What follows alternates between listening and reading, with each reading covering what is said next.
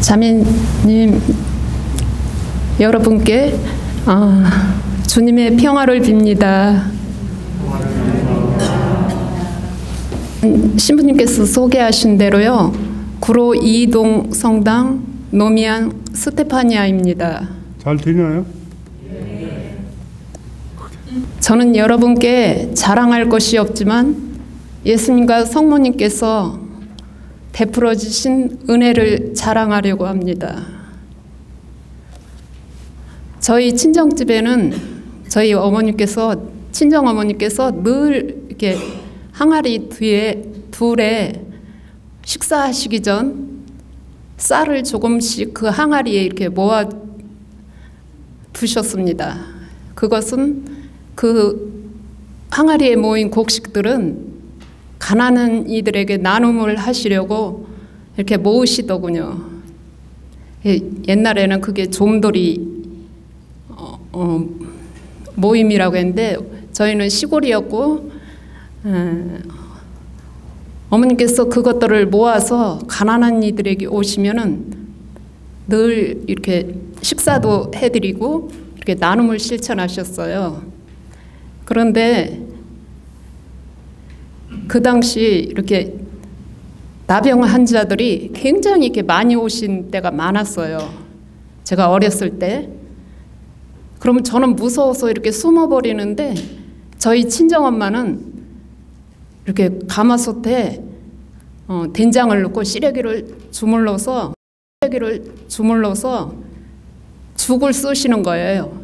그럼 마당 가득 수십 명의 그 나병 환자들이 그 마당에서 그 죽을 잡숫게 이렇게 해드리더라고요. 근데 그분들이 이렇게 가실 때는 정말 감사하면서 가는 그 모습이 제가 어렸을 때 많이 숨어서 이렇게 무서워서 나오지는 못하고 이렇게 숨어서 어릴 때 제가 많이 지켜봤어요. 저희 어머니가 참 대단하신 분이셨죠. 이렇게 신앙생활을 하면서 보니까 제가 프란스코 성인의 그 나병 환자를 이렇게 껴안은 그 모습을 보면서 그 공부를 하면서 우리 엄마가 참 대단하신 분이다. 모두 꺼려하고 가까이 오는 게 무섭고 저조차도 무서워서 도망치는 마당에 저희 어머님은 그분들을 이렇게 가마솥에 그렇게 뭐라도 이렇게 끓여서 이렇게 식사를 대접하시는 거예요. 그 이렇게 가을 거지가 되면은 저희 집에 이렇게 옹기 장사 아줌마 아저씨들이 이렇게 오셔요. 오시면은 그분들은 농한기 때 이렇게 구운 옹기 항아리 뭐 그릇 같은 거를 덤프 트럭에다 잔뜩 싣고 와서 저희 마당에 이렇게 부려놓고서는 그거를 이렇게 이제 파시는데 그분들이 오시면은 제일 먼저 이렇게 둥그렇게 앉아서 성어를 긋고 기도를 하시더라고요. 그게 무슨 뜻인지 제가 어렸을 때는 천주교에 대해서 접해보지 못했는데 그분들은 오시면은 그렇게 늘 이렇게 기도를 하시고 주무시기 전에도 그분들이 기도를 하시더라고요. 근데 어느 날 제가 본당에서 세례를 받고 원장 스님과 그 나눔을 제가 이렇게 얘기를 하는데 그 저희 원장 스님께서 그 마을이 어딘지도 제가 모르죠. 그런데 이렇게 생강하고 이렇게 항아리를 이렇게 싣고 오셨기 때문에 그것만 이렇게 말씀하셨고 그 제가 진산 성지 있는 충청도인데요. 운주로 이렇게 넘어온다는 것만 기억을 했거든요. 그런데 원장 스님께서 그 얘기를 듣고 눈물이 막 글썽글썽 하셔요. 그러면서 그분들이 원장 수녀님의 부모님이셨다고. 그 원장 수녀님이 자라는 곳이 생강이 많이 나고 그 부모님들이 항아리를 구워서 이렇게 가을이면 팔러 나가셨대요. 그것들이 제가 알지 못하는 어린 시절부터 어느 분이 이렇게 증거를 했기 때문에 이렇게 믿음이 씨앗이 자랐다고 나중에 이제 그거를 알게 되었었는데,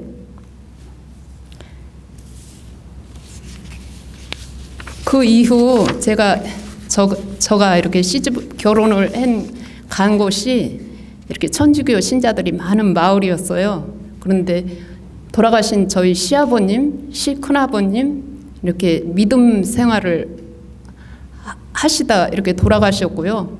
저희 할아버님이 한의사신데 대대로 이렇게 한의사 대대로 이렇게 하셨는데, 할아버님이 병자들을 치료하실 때 돈을 받지 않으셨나 봐요. 그래갖고 그 많은 재산을 다 가난한 이들한테 이렇게 쏟아 부으시고, 나중에는 재산을 다 잃으시고 병자가 있는 곳에 이렇게 찾아다니시면서 그 몇 달씩 며칠씩 이렇게 걸려서 이렇게 사시다가 아주 고생을 많이 하시다 돌아가셨다고 하더군요. 저희 아버님이 신자실 때 이렇게 연령의 일을 많이 하셔서 연령의 일하시면서 이렇게 염하시고 장례 그 절차를 많이 이렇게 일을 하셨는데, 저희 막내 신우 태어나시면서 아버님이 돌아가셨대요. 그러니까 저희 남편이 19살에 이렇게 가장이 되었어요.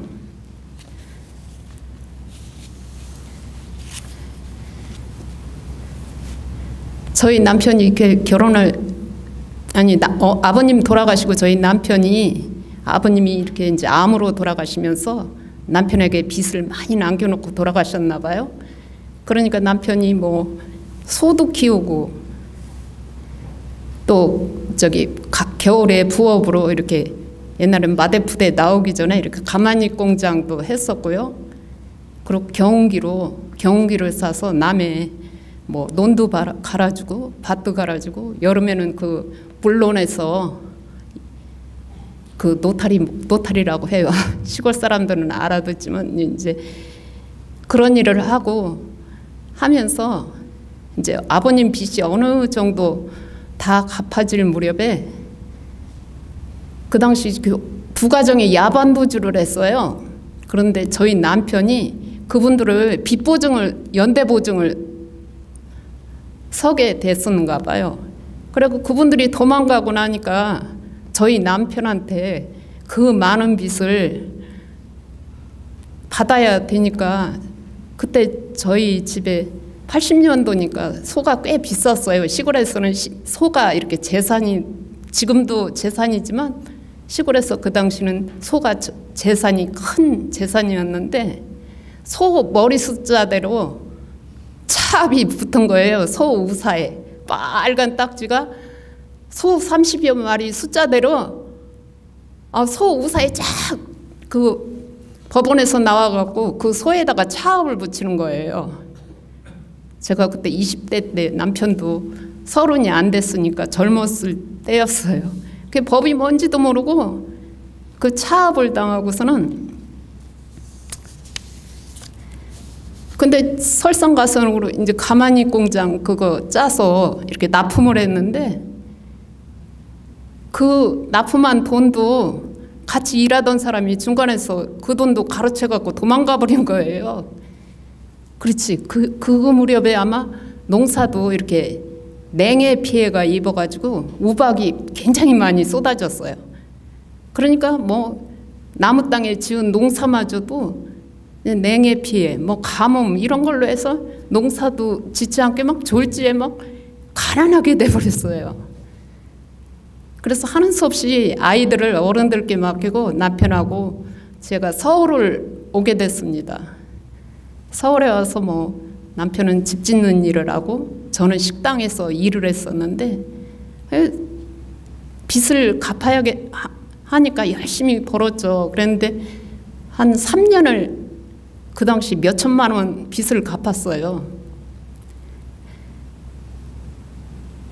몇 천만 원 빚을 갚고 이렇게 남은 돈 보니까 겨우 300짜리 단칸방 전세를 얻을 돈이 되더라고요. 이미 몇 년이 지났으니까 저희 아이들도 어린 애기들도 이제 좀 학교에 막 1학년 들어갈 무렵에 아들아이를 1학년 2학기 때 데리고 올라왔어요.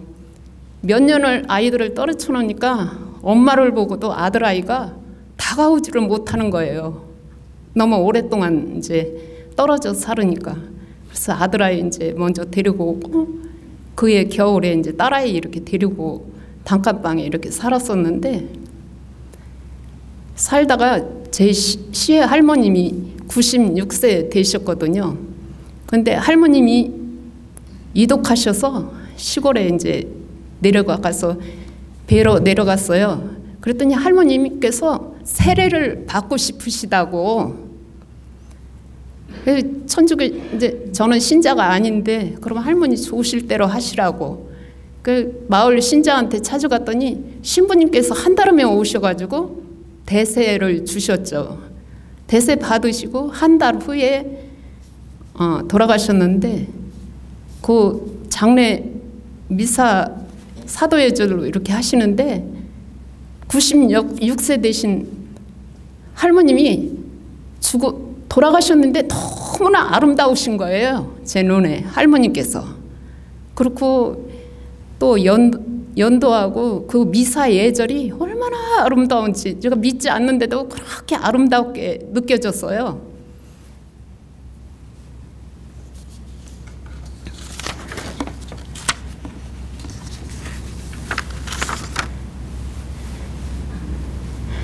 할머니 돌아가시고 제가 서울에 이렇게 올라와서 이렇게 마음이 굉장히 이렇게 허전하더라고요. 돌아가시고 나서. 그래서 남편한테 저 신앙을 가져야겠다고 그랬더니 가려면은 천주교를 가래요, 제 남편이. 그래서 찾아간 곳이 미아 오동 성당이었고 그곳에서 이제 세례를 받았어요. 세례를 받게 되었는데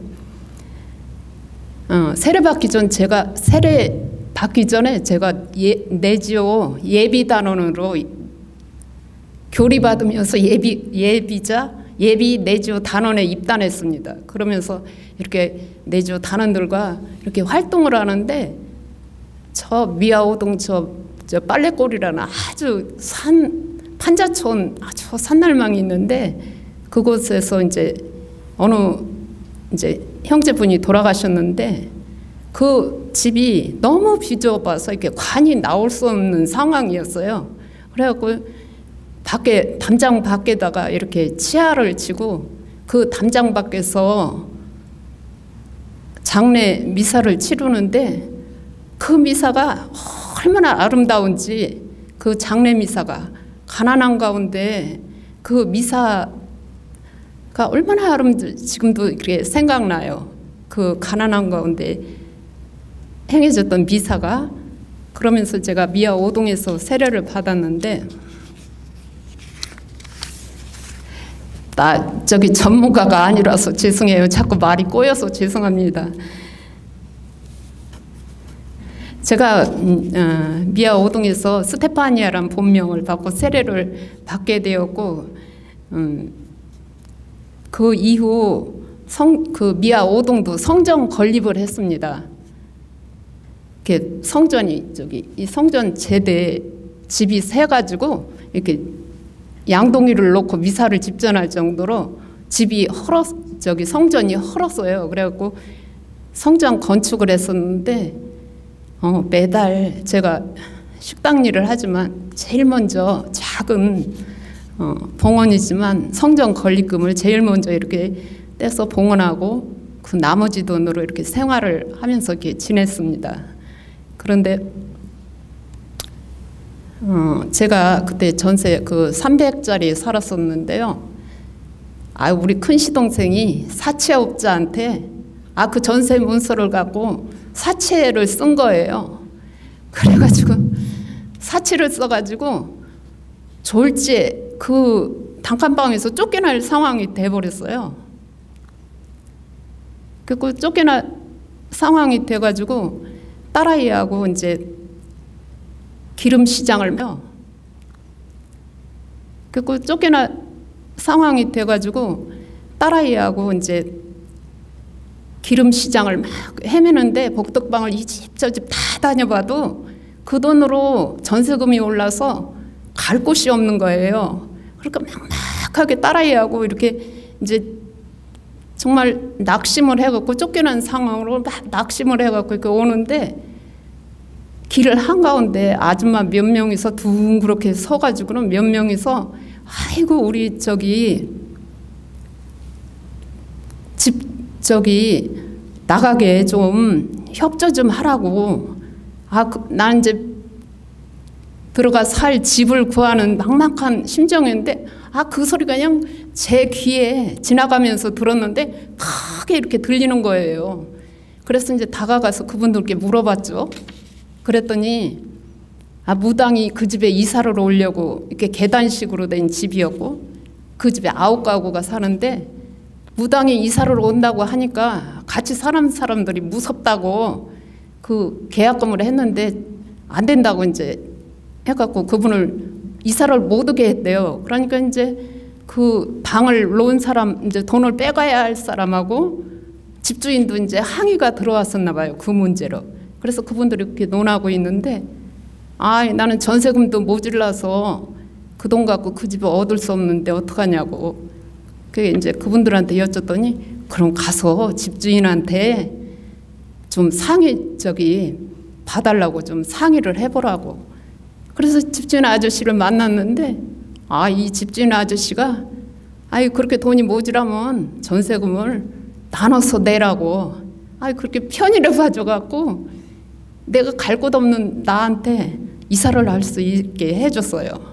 그런 이 모든 것이 너무나 이렇게 세례받고 그것도 그렇게 들을 수 있고 그런 분을 만날 수 있는 것도 하느님 은총이다고 제가 생각해요.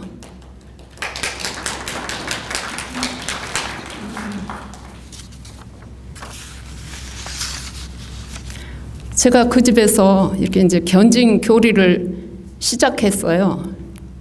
견진 교리를 시작하면서 이제 견진 세례 받기 전 이렇게 면담 성사를 보잖아요. 그래갖고 고백 성사를 이렇게 미리 견진 세례 전에 이렇게 보게 되었는데 제가 이렇게 고백 성사를 보기 전 나를 살펴보니까 33년 동안 지었던 죄가 너무나 많은 거예요. 33년 동안 살면서 남을 미워했고 판단했고 얼마나 내가 죄성이 진짜 많은지 그 34년 동안 지은 나의 죄악을 이렇게 죄성을 그 2시간 내내 울며 불며 신부님한테 고백 성사를 봤어요. 고백 성사를 보고 이제 그날 밤 이렇게 이제 집에 와서 고백 성사를 그냥 울며 불며 그냥 이렇게 다 보고 나서 집에 와서 이제 잠을 자는데 제가 꿈속에서 그냥 많은 사람들이 있는데 깊은 수렁으로 이렇게 끌려가더라고요. 무릎까지 그 그냥 깊은 수렁에 그냥 아주 너무나 더럽고 음침하고 그게 어둠의 골짜기더라고요. 그거를 많은 사람들하고 이끌려서 이렇게 가는데 그 꿈속에서도 나는 이 길을 가면 안 되는데 그러면서 옆을 이렇게 보니까 대리석이 쫙 깔려 있는 거예요. 옆을 이렇게 돌아다 보니까. 그래서 한 발을 뺐어요. 힘겹게 한 발을 이렇게 빼서 그 대리석에 밟고 마저 2발을 다 뺐습니다. 그 수렁에서. 2발을 빼고 무릎 아래를 내려다 보니까 세상에 나의 많은 잿덩어리들을 그동안 내가 걸어온 그런 여정들의 제 그 덩어리들을 다 그 무릎까지 싸질머지고 있는데 너무나 더럽고 추악한 모습으로 내가 서 있더라고요. 그래서 좀 그 더러움을 좀 씻고 싶었어요. 꿈속에서도. 그래 이렇게 앞을 이렇게 보니까 제가 성수통이라고 했는데 그건 성수통이 어느 수도원에 가니까 세례되더라고요. 그 맨날 성수통이라고 생각을 했는데 어느 수도원에 가서 보니까 대리석을 만든 세례대더라고요.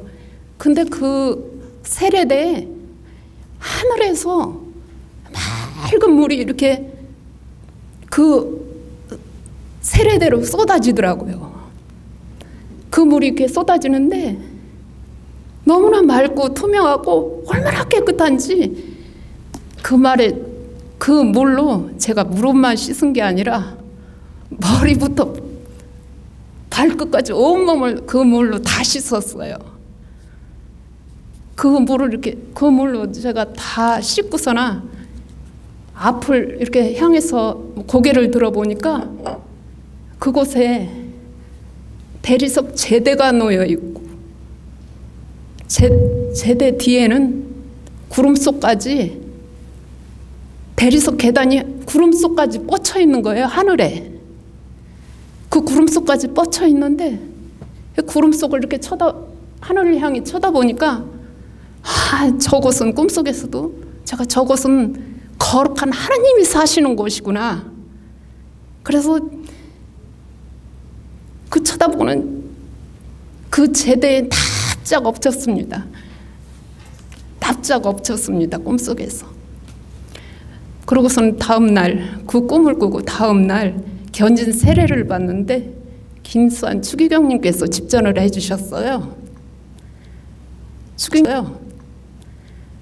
추기경님께서 집전을 해주셔서 이제 견진 세례 기름 도유 다 받고 마지막 이렇게 안수식을 해주시잖아요. 견진 세례 때 안수식을 해주시는데 추경님께서 머리에 안수를 이렇게 하는 순간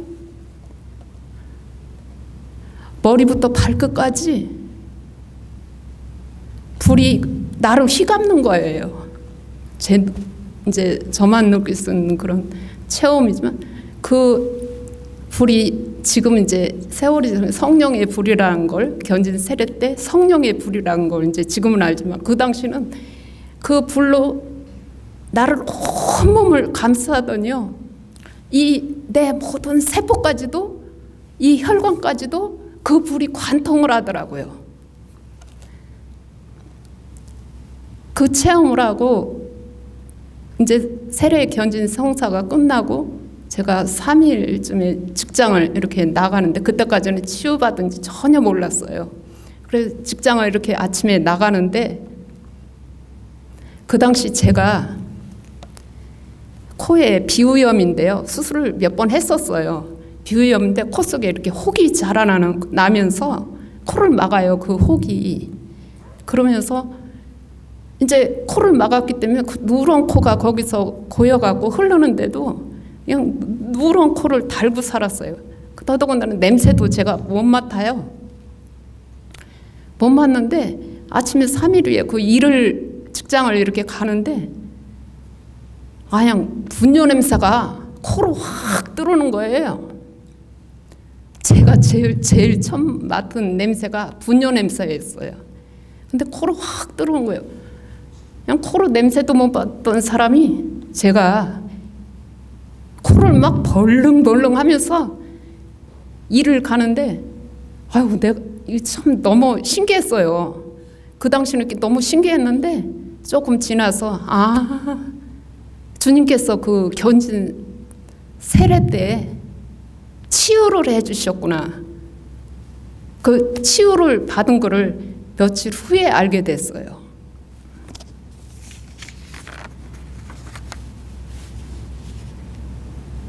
제가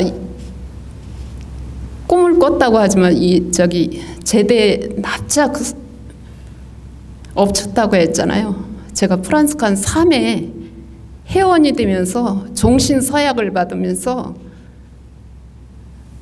그 제대에 납작 엎치게 된 의미를 나중에 이제 깨닫게 됐었는데요. 치유를 받고 저희 어머님이 뇌출혈로 쓰러지셨어요. 치유를 받고 난 이후에 저희 어머님이 뇌출혈로 쓰러지면서 14년 동안 치매를 앓으셨어요. 치매를 앓으셨는데 소대비는 다 받아야 하는 상황이었고, 또 조금 건강해지시면 늘 뭐 잘 때 보면 이렇게 머리맡에 와 서 계셔요. 그럼 뭐 자다가 너무 놀래갖고 깬 적도 한두 번 아니고, 치매가 오니까 음식이 조금 있으면 당신 옷 속에다 감추는 거예요. 그러면 그냥 그 장롱 속에서 뭐 썩는 냄새가 나서 보면은 그 장롱 속에서 음식이 썩는 거예요. 나중에 먹겠다고 어머님 딴에는 넣어놓으셨는데 기억을 못해요. 옛날 일은 오늘같이 잘하는데 그 치매라는 것이 내가 현재 대변을 어떻게 보는 건지, 뭐 밥을 잡수고도 매일 뭐 전현이 밥 안 줬다고 욕도 많이 먹었어요. 금방 잡수고도 잡순 기억을 못해요. 맨날 이제 동기관들이 이렇게 전화를 하면 전현이 밥을 굶겼다고 이제 그러시면서, 어머니 내가 그 어머님을 간병해 줄 수 있는 이유는 내가 견진 세례 때 하나님께서 나를 치유시켜 줬잖아요. 나를 어느 것도 바라시지 않고 거저 치유를 받았으니까 어떤 거로서도 갚을 길이 없잖아요. 그래서 그 앓는 시어머님이 정말 그 치매 앓으시는 그 어머니께서 이분이 예수님이라면 나를 거저 이렇게 죄를 사해 주신 그 예수님이 계신데, 내가 그 치유시켜준 그 예수님 때문에 어머니 아무리 옛날에는 제가 비유가 약해서 뭔 일을 못하던 저였어요. 근데 그런 어머님을 저에게 주신 예수님께서 나를 거저 나의 죄성을 묻지도 않고 따지지도 않으시고 거저 치유해 주시고, 그렇기 때문에 갚을 길이 없잖아요. 내가 그 많은 죄를 예수님께 거저 탕감해 주셨는데 갚을 길이 없잖아요. 근데 그런 어머님이라도 계셔서 내가 14년 동안 잘 모실 수 있는 은총 주신 것도 대해서 참 감사드리죠. 어머님 돌아가시기 전 저희 시동생이 저 앞 무슨 집 짓는 공사를 하셨는데 그 업자가 자살을 했어요. 근데 저희 시동생이 받아야 할 그 노임이 한 7,500만 원 됐어요, 그 당시에. 그런데 그 돈을 못 받으니까 시동생이 그때 동서와 헤어져 가지고 혼자 사는 상황이었고, 그 일하던 사람들은 노임을 받아야 하는데 받을 길이 없잖아요. 그러니까 저희 남편하고 저한테 와서 그 돈을 내놓으라고 해서 있는 돈하고 전세를 빼가지고 지하 사글세로 내려가니까 해결이 되더라고요. 그래서 다 갖고, 그동안 어머님하고 이렇게 환자가 있는 집은 우환이 있으면은 이렇게 별로 좋은 집이 없는 것 같아요. 저희 집도 늘 불화가 많았어요. 어머님 그 아프는 동안. 그랬는데 아들아이가 엄마 일가 친척 없는데 저 먼 지방으로 우리 이사 가자고. 그리고 저희 남편이 알코올 중독이었고 시동생 둘도 알코올 중독이었어요. 그러니까 아픈 어머니에다가 이놈 식구들까지 알코올 중독이니까 너무나 시달렸죠. 애들하고 내가. 그러니까 아들아이가 일찍 틀어서 그런지 저보고 이혼하라고 했어요. 어려서부터. 힘들게 살으니까 이혼하라고. 그런데 제가 주님을 믿는 사람이고 또 우리 천주교는 이혼이라는 게 없잖아요. 그리고 우리 그런 가족을 준 것도 내 십자가구니 하고 이렇게 걸어가는데, 아휴,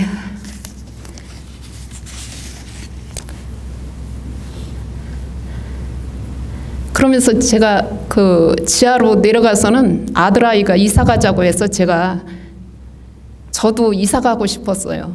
그래서 전철을 타고 주님, 제 발길이 닿는 곳이 주님이 정해신 집으로 알고 갈 테니까 주님께서 정해달라고, 그러면서 전철을 타고 간 곳이 구로 이동, 정을기 신부님 계시는 그 구로 이동으로 제가 이사를 갔어요. 이사를 가서 정을기 신부님을 거기서 만났고, 그러면서 신부님을 만나서 성경 공부, 또 자기 표현이란 그런 교육을 해주셔가지고 그런 거 하면서, 또 이냐시오 영신수련도 이렇게 내가 오는 체험들이 내가 이렇게 저기 해도 되나 하면서 이냐시오 영신수련을 하면서 이렇게 식별 분별을 하라고 어떤 자매님이 권해주셔서 영신수련을 또 같이 하면서, 또 신부님께서 그 당시 새가족 찾기 운동을 했었어요. 선교.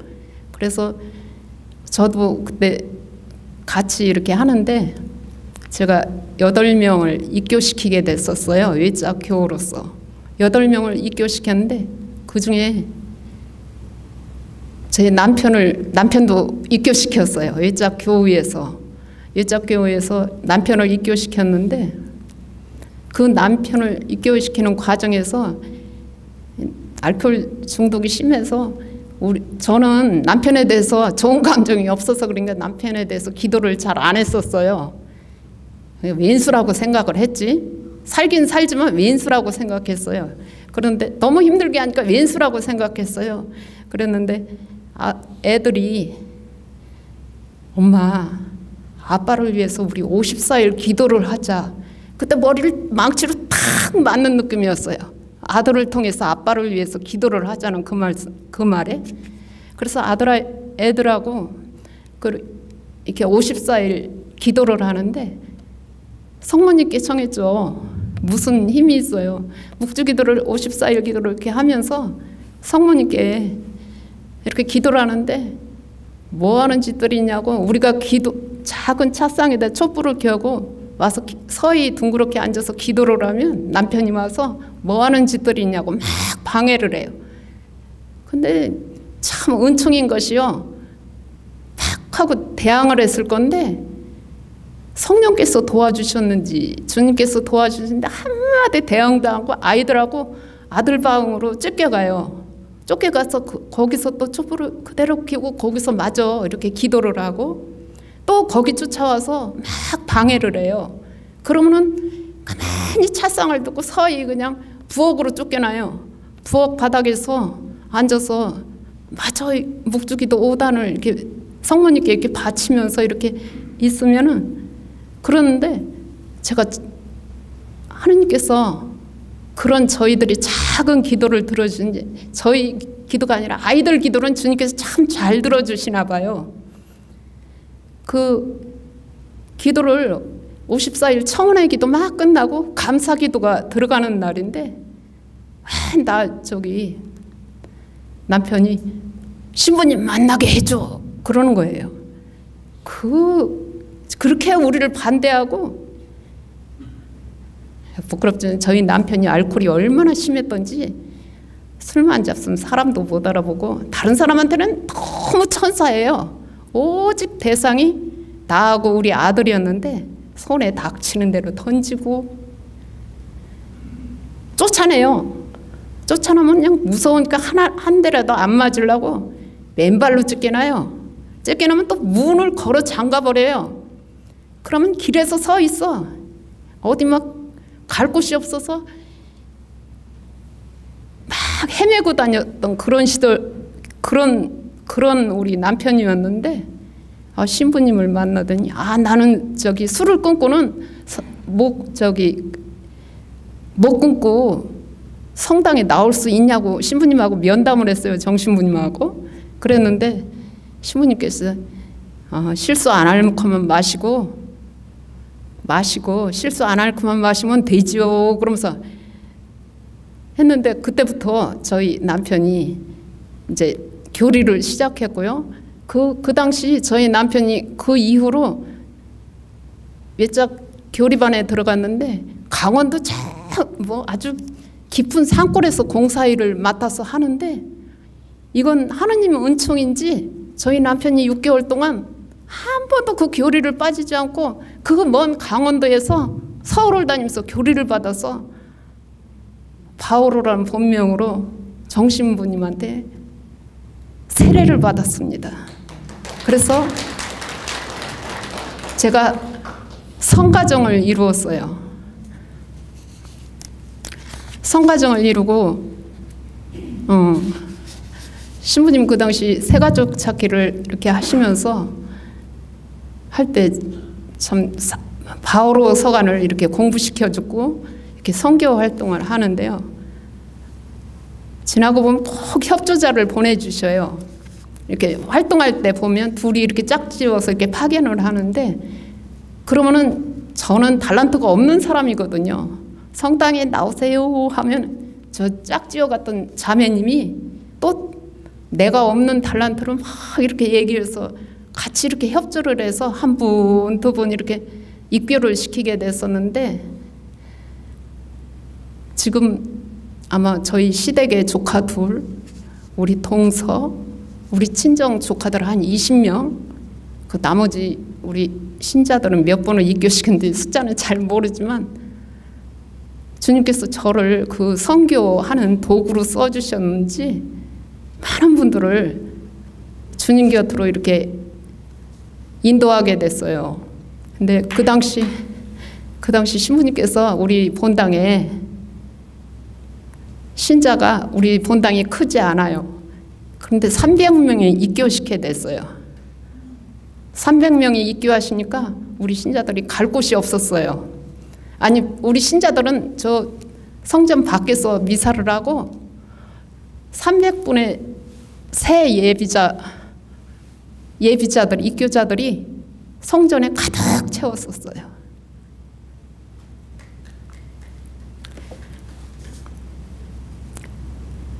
지금도 이렇게 저는 이렇게 아무 달란트가 없는데 저를 이렇게 도구로 써주셔갖고